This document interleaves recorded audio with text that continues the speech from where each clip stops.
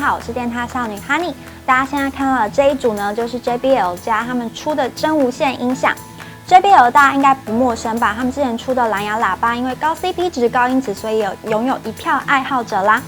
那这组 JBL Bar 5.1有什么样的特色呢？就是这两颗后环绕喇叭是完全不需要插电线的真无线。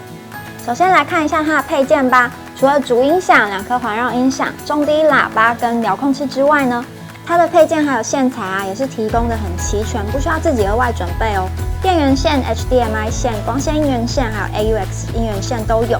另外还有一个可以校正声音的校准麦克风。那主音响的外观是黑色金属网格，设计非常简单，除了 logo 还有4个按钮就没有其他的装饰了。按键的部分分别是电源键、音量控制键跟音源切换键。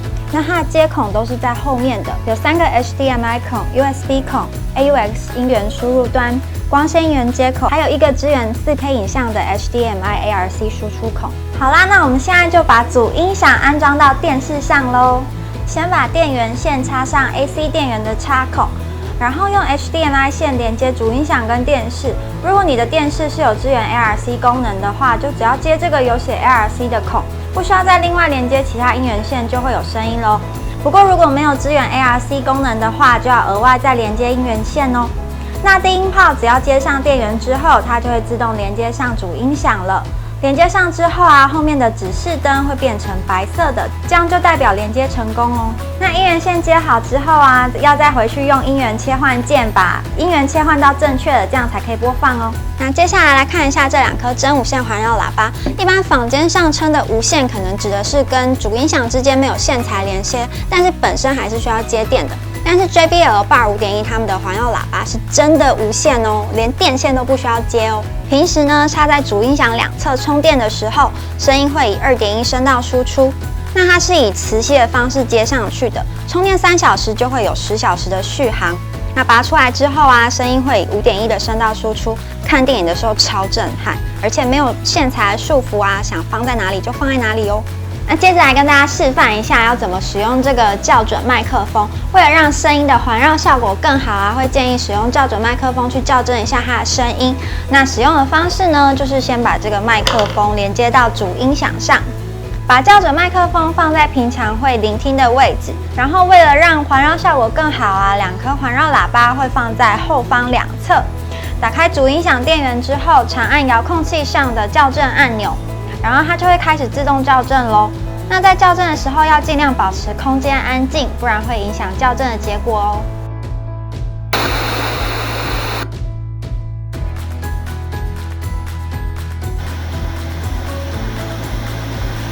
那除了用这些音源线输入声音连接之外呢，它有支援蓝牙连接哦。只要长按遥控器上的蓝牙按钮，进入蓝牙配对模式的话，主音响上会显示 Pairing， 就可以用手机、笔电蓝牙配对 JBL Bar 5.1。配对成功的话会显示 Connected， 然后就可以播音乐啦。那它有支援 JBL 的 SoundShift 技术可以很快地切换不同的音源输入装置。平常连接电视播放影片，或是连接手机、电脑蓝牙播放音乐，都可以随意的切换哦。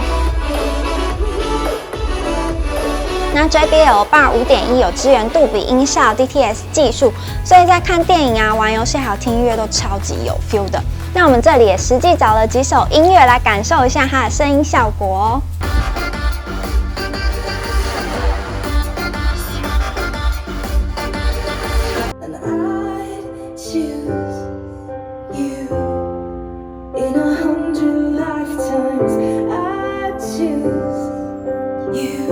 那我觉得它的声音很清晰，不会因为声音比较大或是在高音的部分就有爆音。那在低音的部分呢，也非常的浑厚饱满。那另外这2颗无线环绕喇叭虽然是靠蓝牙连接的，但是在播放音乐的时候也不会有延迟的状况哦。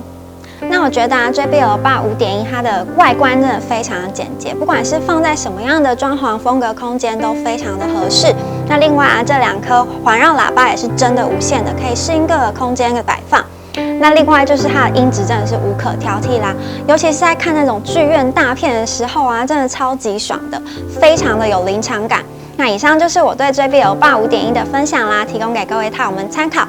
如果喜欢我们的影片，请帮我按赞、订阅、加分享，也不要忘记开启小铃铛，才不会错过新影片的通知哦。我是 Honey， 我们下次见喽，拜拜。空间感跟整个声音的包围感都非常的好，真的和看